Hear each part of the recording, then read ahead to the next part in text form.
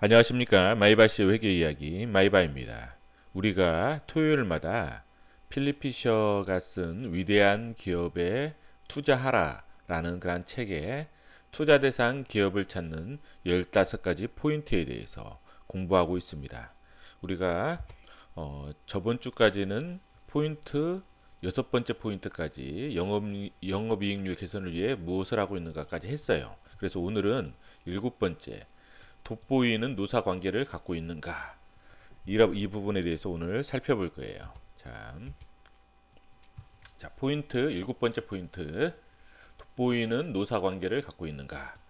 우리가 대부분의 투자자들은 어때요? 노사 관계에 대해서 훌륭한 노사 관계로부터 나오는 이익은 잘 몰라요. 그쵸? 신경을 안 쓰죠. 대부분 투자자들이 어떤 훌륭한 노사 관계로부터 나오는 이익은 잘 신경을 안 쓴다고요. 그렇지만은 노사관계가 좋지 않은 데서 오는 그러한 해악은 알고 있어요. 그렇죠. 왜 근로자들은 어떤 고용주에게는 충성하면서 또 다른 고용주에게는 분노하는가? 즉, 이 말은 다른 말로 풀이하면 어떤 말이냐면, 어떤 기업은 노사관계가 좋고 왜 어떤 기업은 노사관계가 나쁘냐, 이 말이에요. 그래서 노사관계를 알기 위해서 우리가 뭐 직원들 한 명 한 명을 붙잡고 당신네 회사가 어떻습니까? 이렇게 물어볼 수는 없잖아요. 당신의 감정은 어떻습니까? 이렇게 물어볼 수는 없잖아요. 그래서 근로자들의 어떤 감정을 파악하는 것보다는 어떤 비교 지표를 보고서 우리가 간접적으로 파악을 할 수밖에 없어요. 그렇죠? 그래서 첫 번째 그 비교 지표는 이직률을 보는 거죠. 이직률.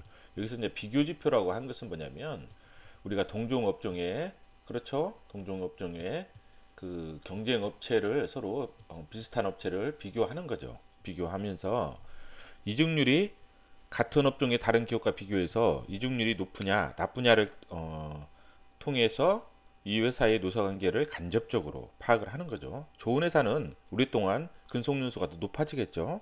나쁜 회사는 좀 이직률이 높아지겠고. 그래서 다른 기업에 비해 입사 희망자 수가 많은지도 또 살펴볼 거예요. 그렇죠. 그리고 우리가 이제 어떤 여러 가지 회사와 노사 관계가 좀 갈등이 일어날 수가 있어요. 그렇죠? 이 갈등이 일어났을 때 좀 해결하려는 그런 노력을 하느냐, 이러한 부분들도 볼 수가 있어요. 이 갈등 해결 노력이 없다 보면 아주 뉴스에 크게 나오잖아요. 그런 회사들은 우리가 투자 대상에서 좀 제껴야 되겠죠. 근데 갈등 해결 노력이 좀 보이는 그런 회사들은 그래도 노사 관계가 아무래도 양호한 부분들이 많습니다. 그리고 임금 수준을 보는 거죠. 임금 수준.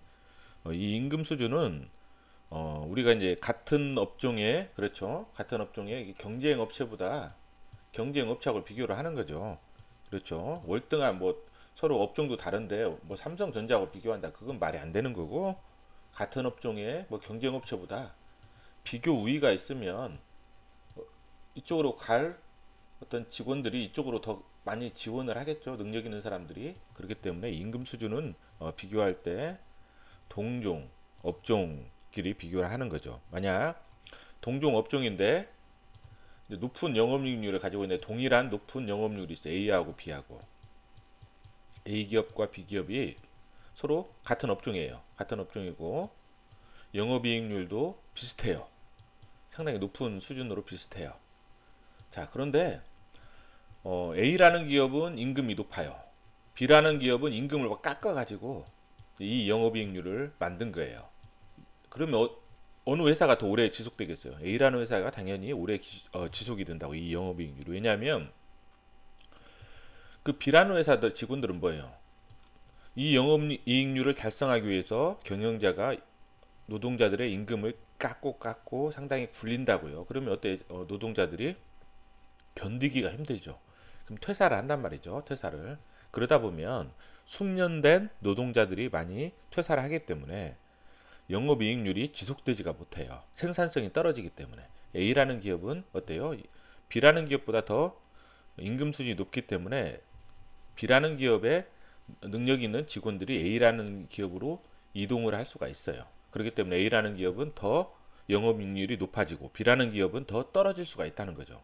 경쟁에서도 마찬가지고, 이런 부분들. 그리고 그 최고 경영자가 근로자를 그런 대하는 자세를 통해서 우리가 간접적으로 그 회사의 노사 관계를 파악을 할 수가 있습니다. 그 직급이 낮은 일반 근로자들에게 아무런 책임감이나 관심이 없다면 어떤 그런 경영자라면 어때요? 실적의 전망 변화에 따라서 직원들을 마구 해고하거나 대규모 충원을 할 수가 있다는 거죠. 그래서 어때요? 그러면 직원들의 책임 의식이 많이 떨어지죠. 책임 의식이 떨어집니다.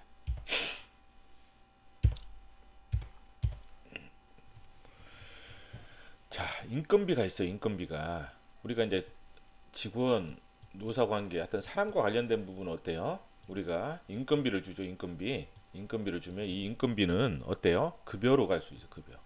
판관비, 손익계산서의 판매비와 관리비, 그다음 노무비, 생산직 근로자들의 노무비. 이것은 뭐예요? 제조원가로 가요. 제조원가. 그다음 퇴직급여는 뭐냐면 사무직 직원이다. 그러면 판관비. 그렇죠. 그다음에 생산직 직원이다. 그럼 제조원가로 가요. 이게 이쪽으로. 자, 연구개발비는 어때요?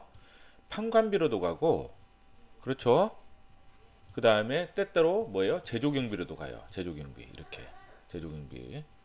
그 다음에 또 자산성이 있는 그 개발비 있죠. 위에 포함되어 있는 그 인건비는 뭐냐면 무형자산으로도 가요. 무형자산. 아, 이거 잘못됐네요. 이게 무형자산으로 가는 거예요. 무형자산으로 이렇게 무형자산으로 가고, 그 다음에 우리가 이제 어떤 기계장치나 건물을 짓고 있어요. 그걸 갖다가 아직 완성이 안 된 것을 건설 중인 자산으로 봐요. 건설 중인 자산. 이 건설 중인 자산은 뭐냐면 자산으로 가요. 자산. 인건비 지급한 부분이 있어요. 그게 건설 중인 자산으로 처리를 해요. 그게 나중에 어떻게 완성이 되면 건물로도 가고 기계장치로도 봐요. 이렇게. 그리고 우리가 퇴직금 지급하잖아요. 그러면 사회적립자산, 뭐 퇴직급여 채무에서 사회적립자산을 빼면, 공정가치를 빼면 퇴직급여 부채가 되죠. 부채로 가고, 급여를 우리가 12월달 지급여를 1월 5일날 지급한다. 그럼 어때요? 12월 31일 현재는 뭐예요? 미지급 비용으로 잡아놓는 거죠. 네, 부채로 가고.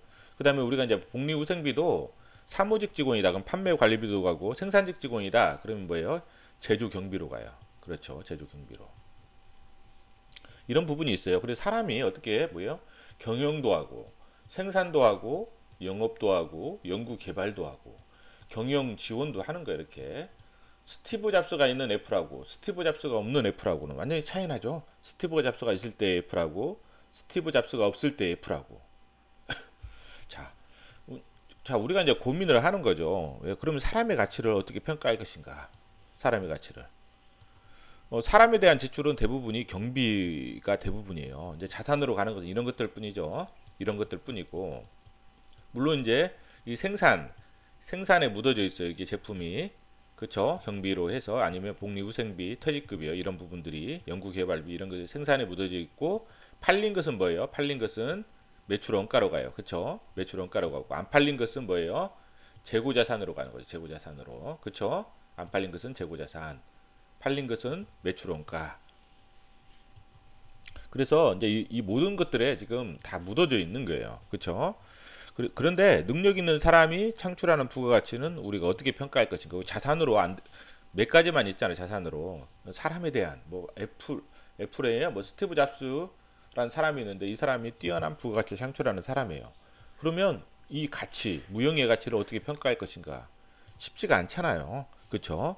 그런데 우리가 이제 역으로 이제 평가를 할 수가 있는 거죠. 왜냐하면 이런 사람들이 어떻게 해요? 경영을 하면 어때요? 또 생산도 하고 영업도 하고.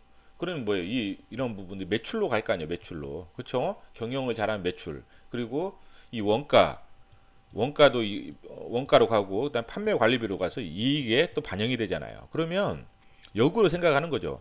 아, 사람에 대한 가치는 이익에 다 묻어 있다. 그렇죠? 이익에 묻어 있다. 그래서 뭐예요?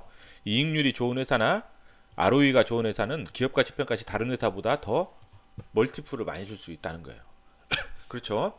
근데 우리가 이제 평가는 어떤 절대적인 평가 어떤 기준을 찾기가 어렵다는 거예요. 그렇죠? 그래서 이제 보통 대부분의 회사들이 상대적인 가치로 평가해요.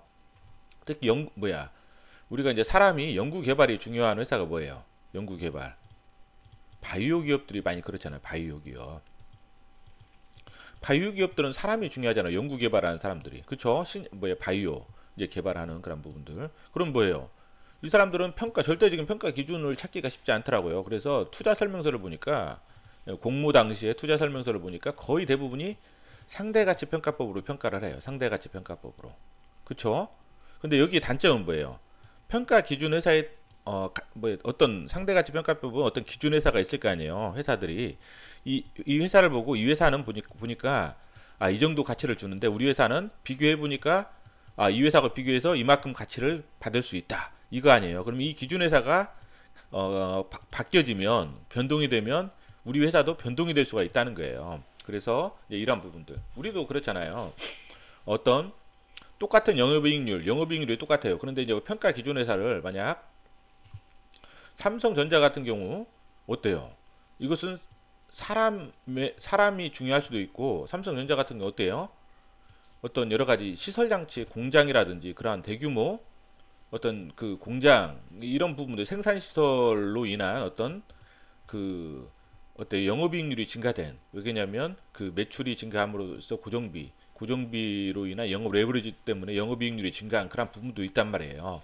그래서 순수하게 어떤 유형자산이 거의 없는 그러한 회사하고 삼성전자하고 영업률이 비슷하다고 해서 이 동일한 가치로 이렇게 비교를 하면 안 된다는 거잖아요. 비슷한 회사끼리. 그래서 이 기준을 잡는 회사를 판정하는 게 쉽지 않고, 그 다음에 두 번째는 뭐냐면 상대적인 가치로 평가하기 때문에 상대 평가 기준 회사에 따라서 가치가 달라질 수도 있고 이런 부분이라는 거죠. 이런 부분들이 있기 때문에 상당히 좀 어려운 부분은 있는 것 같아요. 그럼에도 불구하고 우리가 이것저것 한번 검토를 해보는 거죠. 검토를 해보는 거고, 우리가 이제 아까 그 이직률 나왔잖아요. 이직률이 나왔는데 우리 대상 같은 경우를 보면 우리 저번 시간에 배웠죠. 이 임원 및 직원의 현황이 있어요. 그러면 이 임원이죠. 이제 직원 여기 있어요. 그러면 이 대상이라는 회사는 뭐예요? 직원 현황이 5,000명이에요. 5,000명. 그리고 근속 연수가 평균 10년이라는 거예요. 10년. 1인당 평균 급여액은 뭐예요? 3,600만 원. 그러면 동종 업종하고 다른 회사하고 비교를 하는 거죠. 한번 그럼 비교를 해볼까요? 근데 대상으로 말고 만약 이크레더블하고 나이스 D&B하고 비교해 볼 거예요. 둘 다 신용평가를 하는 회사인데 약간은 틀려요. 그렇지만은 비슷하니까 한번 비교해 볼게요. 이크레더블은 뭐예요? 지금 직원이 173명이에요. 173명. 이건 매출이에요. 매출이 319억이에요. 319억. 매출이 319억이고 직원은 173명. 자, 평균 근속 연수는 뭐예요? 몇 년이요? 5.7년이에요. 5.7년. 그리고 그러면 한 명당 매출액은 얼마예요? 173명 319억이기 때문에 한 명당 매출액은 1.84억이에요. 한 명이 1.84억을 매출을 해요. 그렇죠? 그리고 급여는 4,300만 원. 4,300만 원. 나이스 D&B는 뭐냐면 250명이에요. 그리고 그 매출이 뭐냐면 412억이에요. 그러니까 이크레더블보다 매출은 더 크죠. 근데 250명이니까 한 명당 매출액은 1.648억, 1.64억이에요. 즉 이크레더블보다 뭐예요? 매출은 많지만 직원 한 명당 매출액은 더 적어요. 그리고 또 근속 연수가 5.7년이고 나이스 D&B는 3.49년이에요. 3.49년. 그리고 1인당 평균 급여이 3,400만 원. 이크레더블은 4,300만 원. 그러면 어때요? 지금 이게 훨씬 더 이크레더블이 생산성이 크잖아요. 생산성이 크고 그래서 시장에서는 이크레더블을 더 멀티플을 많이 줘요. 매출이 더 적지만 영업이익도 더 커요. 이쪽이 회사가. 왜냐 한 명당 매출액이 많기 때문에. 인건비는 평균적으로 이게 더 많지만 절대적인 인건비는 이쪽이 더 많을 거 아니에요. 더 직원 수가 더 많기 때문에. 그렇죠. 그렇지만 한 명당 매출액은 더 적기 때문에 그만큼 영업이익률은 더 적어질 수밖에 없는 거죠. 그래서 이크레더블 같은 경우는 매출액이 나이스 D&B보다 더 작지만 시총은 더 높다는 거죠. 시총이. 이제 이런 식으로 우리가 판단할 수 있는 거죠. 자, 우리가 여기서 이크레더블하고 나이스 D&B하고 설명을 드렸지만 어느 회사가 그래 투자해라 이런 설명이 아니라는 거예요. 지금 직원으로 인해서 직원 한 명당 생산성을 보고 그다음에 이직률, 근속연수, 그다음에 1인당 평균 기대이익을 보기 위한 하나의 사례로 설명된 거지 어느 회사가 더 좋아서 어느 회사 투자해라 이런 설명이 아니라는 거예요. 더 따져봐야 되겠죠. 이것저것. 이제 그런 부분이기 때문에 오해 없으시기 바랍니다. 오늘은